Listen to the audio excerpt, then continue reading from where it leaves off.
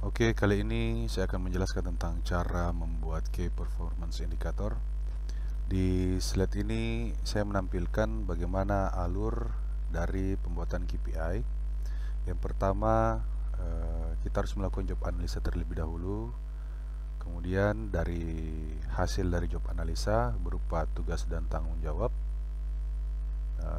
Dari tugas tanggung jawab ini kita tentukan kinerja kunci dari masing-masing tugas dari suatu jabatan.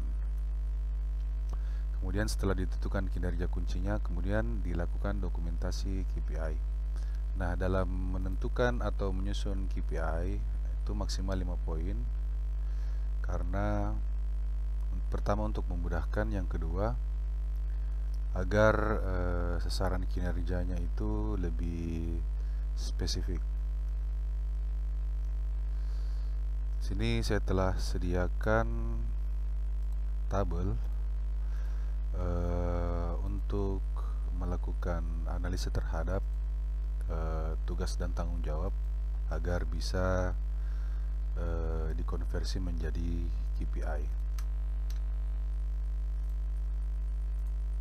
Nah, di sini ada kolom tugas dan tanggung jawab. Ini kita ambil dari formulir job analisa. Nah, teman-teman sebelum membuat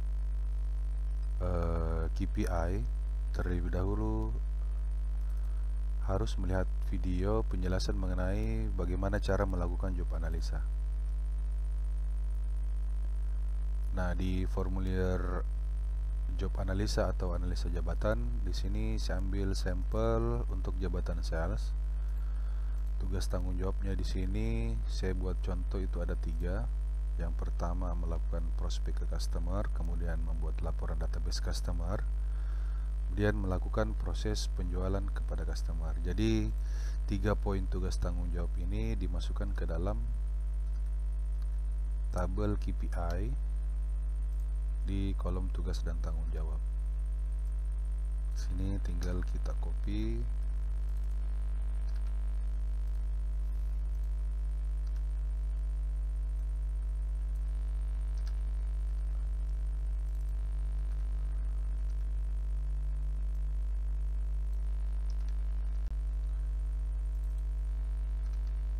Oke, seperti ini.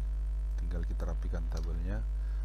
Nah, dari tugas tanggung jawab ini masing-masing kita analisa kira-kira apa yang menjadi KPI-nya atau hasil kinerja yang diharapkan. Misal melakukan prospek customer. Jadi KPI-nya itu kita bisa tentukan, misal untuk prospek customer yang menjadi sasaran kinerjanya yaitu jumlah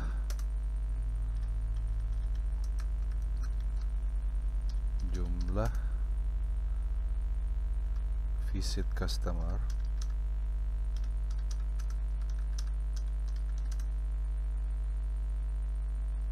dalam periode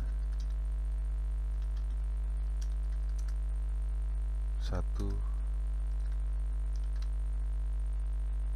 bulan. Jadi untuk prospek customer yang ingin kita ukur adalah jumlah visit customernya untuk setiap sales dalam periode 1 bulan. Sorry, bukan dalam periode 1 bulan, dalam periode per bulan.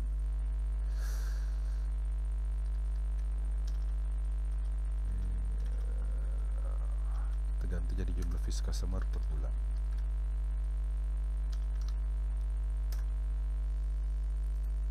Kemudian kita tentukan targetnya. Misal target per bulannya adalah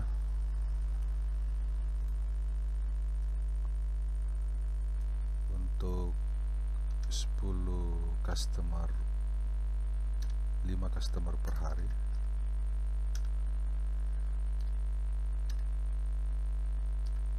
Customer ini per hari, jika dikalikan 30 hari maka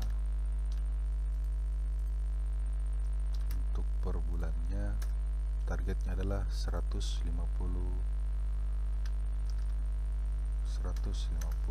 customer.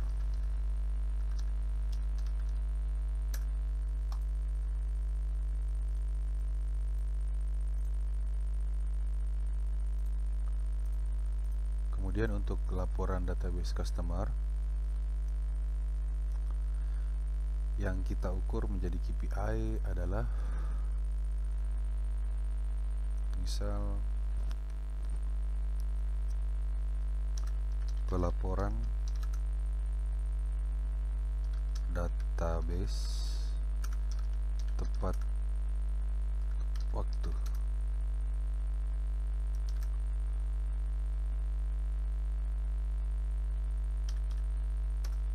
Targetnya 100%.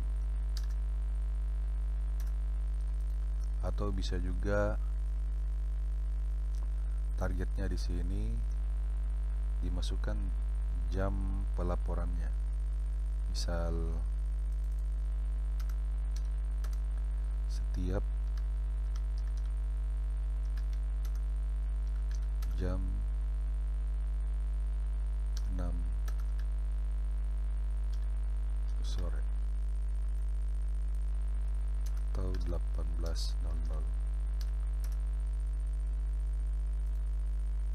Jadi ketika untuk jabatan sales melakukan pelaporan database di atas dari jam 6, maka pencapaian target atau realisasinya itu di bawah 100%.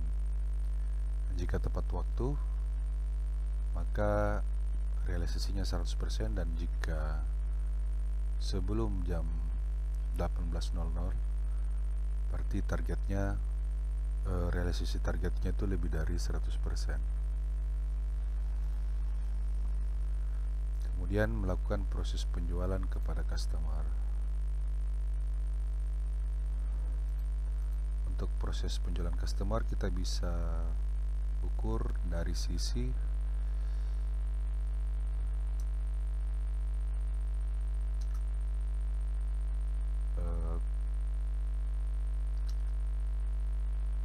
kelengkapan atau terlaksananya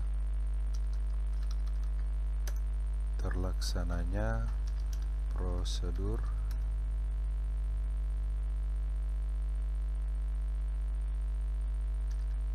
penjualan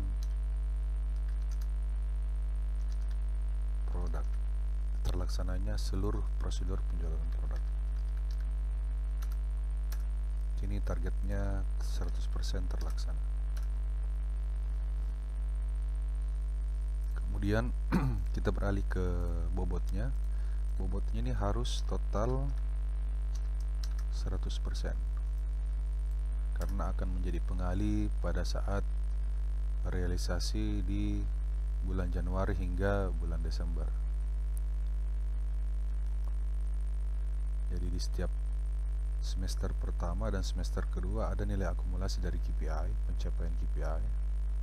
Kemudian nanti akan ditotalkan antara semester 1 dan semester 2. Nah, bobotnya di sini untuk penentuan bobot ini tergantung tingkat kesulitan pelaksanaan atau realisasi dari KPI-nya. Kita bisa lihat dari tingkat kesulitannya. Untuk jumlah visit customer, di sini mungkin kita bisa kasih poin bobot 50. Kemudian database karena cukup mudah, di sini bobotnya 10 dan terlaksananya seluruh prosedur penjualan itu di 40. Jadi total bobotnya adalah 100%. Nah, tahap pertama kurang lebih seperti ini. Kemudian pindah ke sheet realisasi. Kita copy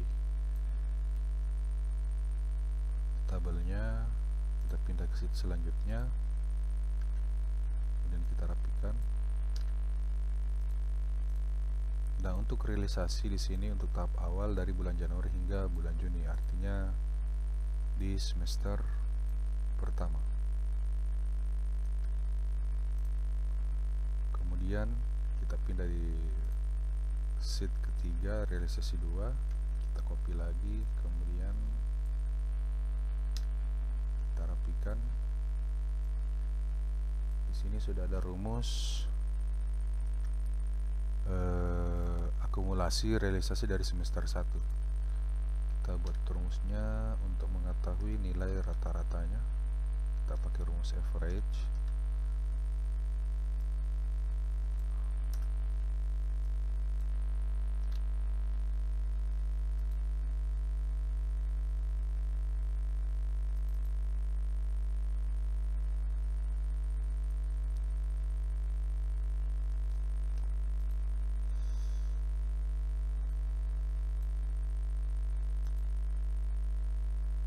Ganti dulu untuk format angkanya.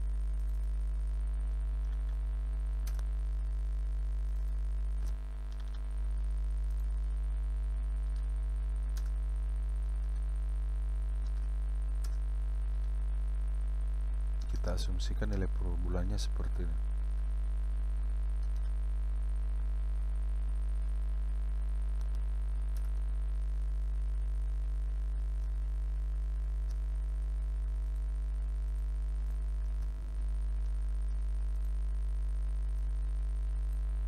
Kemudian kita coba copy rumusnya untuk semester 2. Ini kita ganti dulu Juli, Agustus, September, Oktober, November, dan Desember.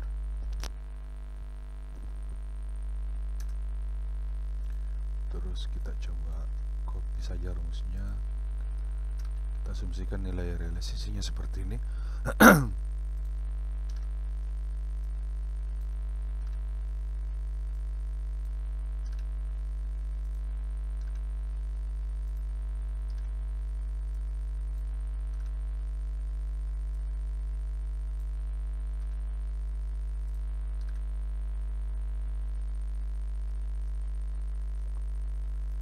Di sini sudah terlihat untuk contoh realisasi dari KPI selama periode bulan Januari hingga bulan Desember dan rekapitulasi per semesternya.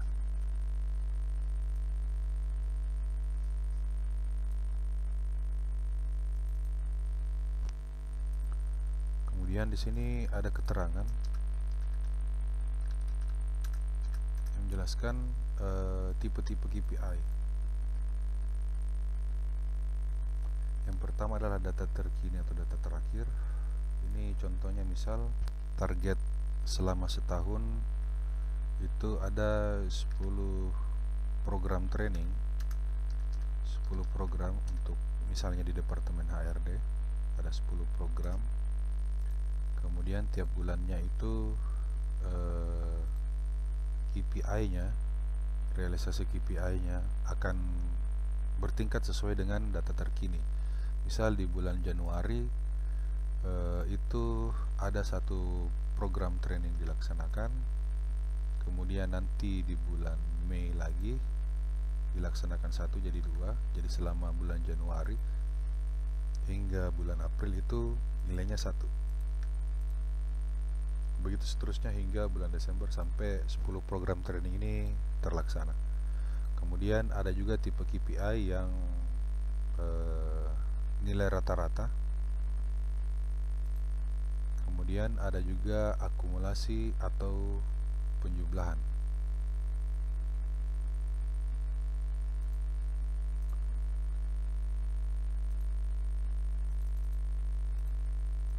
Oke, seperti itu ya.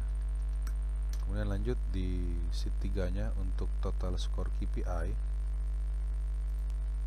Kita copy dulu KPI-nya di kolom realisasi 2.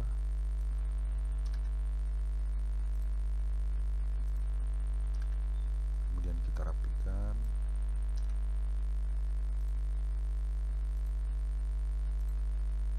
Target kita copy juga ya.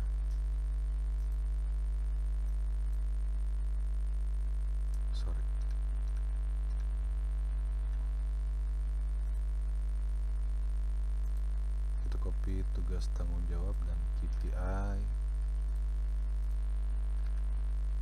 kemudian kita rapikan. Kita hapus dulu tipe KPI nya.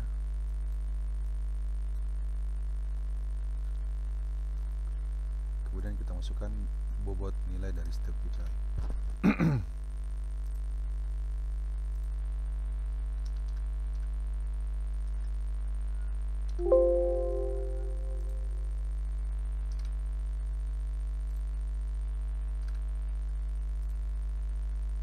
Kemudian kita copy juga targetnya.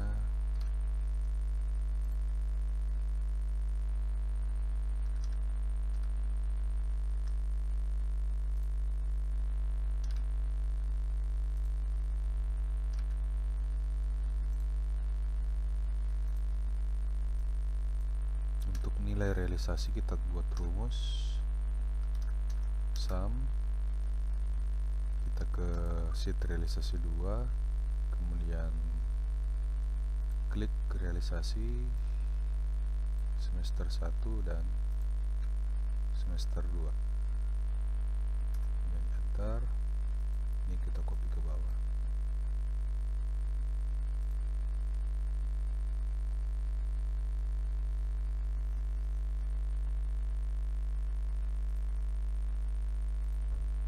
Sini kita tambahkan rumus dibagi 2 untuk dapat nilai rata-ratanya.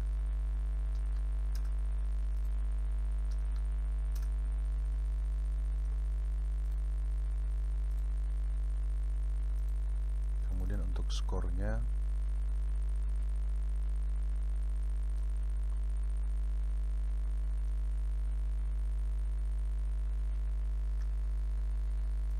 targetnya kita rubah dulu jadi 100%. Untuk 150 customer per bulan. Ini kita rubah juga 100% supaya rumusnya bekerja. 100% juga. Kemudian untuk skor kita atur format angkanya di 2 desimal saja. Jadi untuk menentukan skor, rumusnya adalah target dikali realisasi. Target dibagi realisasi dibagi target, kemudian dikali 100. Kemudian untuk skor akhir, skor dikali bobot dari setiap KPI dibagi 100.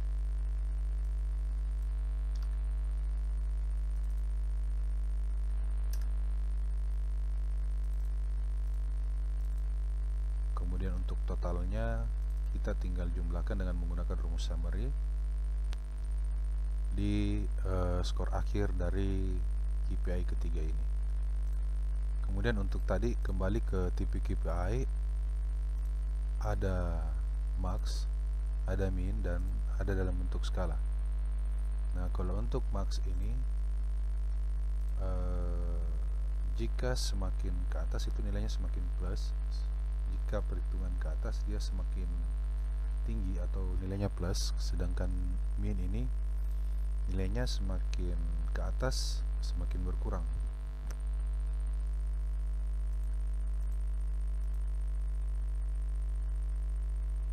Untuk metode skala ini kalau jika KPI-nya dalam bentuk pembobotan ada tingkatan 0, 1 sampai 5. Jadi ada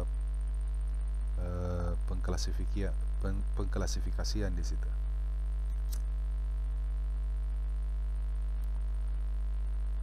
Contoh misal untuk pencapaian revenue sales,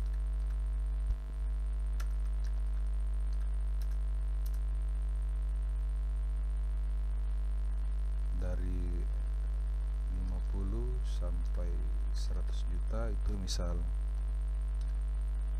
skalanya 1,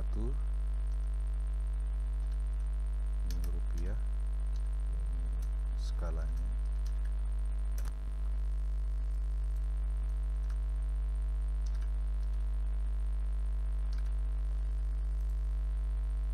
Nol sampai 49 itu skalanya 0. Kemudian 101 sampai 150 juta itu skalanya 2.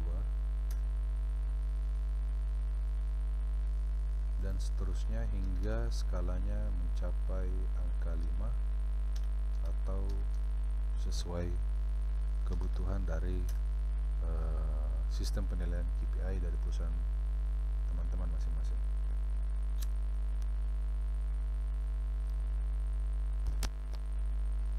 Oke, seperti itu proses breakdown bagaimana cara menentukan KPI berdasarkan tugas tanggung jawab yang dihasilkan dari analisa jabatan, di mana untuk melakukan analisa jabatan teman-teman bisa melihat video yang saya buat sebelumnya. Oke, demikian yang bisa saya bagikan untuk teman-teman yang tertarik dengan video ini dan ingin menggunakan template yang saya buat agar tidak susah lagi membuatnya dari awal. Silakan cek di kolom deskripsi. Demikian video dari saya, semoga bisa membantu teman-teman HRD. Terima kasih.